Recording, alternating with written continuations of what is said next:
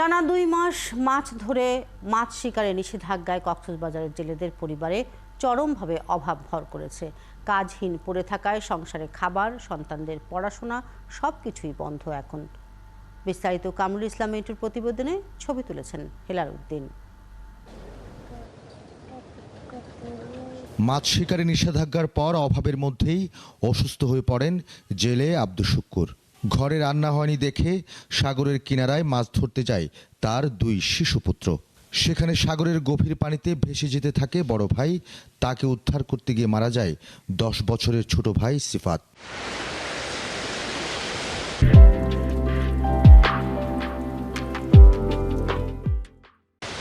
সপ্তাহ খানেক আগের এই ঘটনায় সন্তানহারা পিতার বিলাপ আর আক্ষেপ থামছে না। বললেন, ঘরে অভাব দেখে মাছের জন্য গিয়েছিল 2 সন্তান, কিন্তু এক সন্তান আর ঘরে ফিরেনি। বাইরেও যাইতে পারি না মাছ নৌকা নিয়ে মাছ ধরার জন্য, এই জন্য আমার ঘরে অভাব ছিল। ছেলেটা এই অভাবটা মনে হয় সহ্য করতে পারে না, এই জন্য দুনো ভাই চলে গেছে একটা জাল নিয়ে মাছ ধরার জন্য। ওখান থেকে মাছ ধরতে জাল ফেলাইছে, ফেলার পরে বড় ভাই চলে গেছে। কক্সবাজারের জেলেপাড়ায় এমন মৃত্যুর ঘটনা আর না থাকলেও ঘরে ঘরে অভাবের গল্প একই রকম।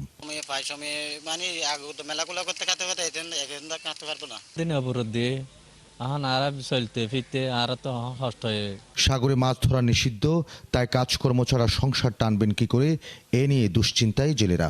কিছু নেই ভাই, মাইসে ধরেন সামান তুলে ফেলেন তো দিয়ে তাড়া দিলে আমাদের সাথে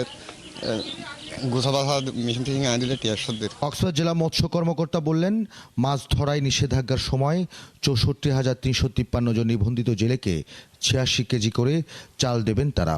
পরিবার প্রতি 86 কেজি চাল থাকে। এটা 2টি ধাপে আসে। প্রথম ধাপে আসে 56 কেজি করে। এটার বরাদ্দ আমরা ইতিমধ্যে পেয়ে গেছি 3,538 মেট্রিক টন চাল কক্সবাজারের জন্য, এবং মোট জেলে হচ্ছে 63,193 জন জেলের পরিবারের জন্য। তবে সরকারি এই সামান্য সাহায্যের বাইরে থাকবেন আরও প্রায় 1 লাখ জেলে, কারণ এখনও তাদের নিবন্ধন হয়নি। কামরুল ইসলাম মিন্টু, 71, কক্সবাজার।